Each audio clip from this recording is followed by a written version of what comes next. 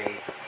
As I was saying a while ago, I just wanna know, or I'm saying na pasado kayo. You all passed.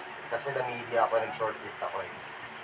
I'm not the typical guy na mag-i-interview pa. Kasi ang process nito is ini-screen ko, and then yung final interview, siya yung mag-interview. Siya kasi yung link doon sa account provider. This is my boss. This is my former boss from other company. Ngayon, sa IBEX, di ba? You came from IBEX, right? Yeah. Saan site ng IBEX? Silver City. So how about in Ortigas? No. In Mandaluyong yung show. No, only Silver City Fabric.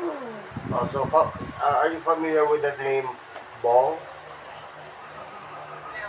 Avillanos? How about si Jordan? Are you familiar with Jordan? No, I'm not. You're not familiar with Jordan. Anong denial mo sa IBEX again? Frontier. Frontier. What else? Yun lang. Frontier lang.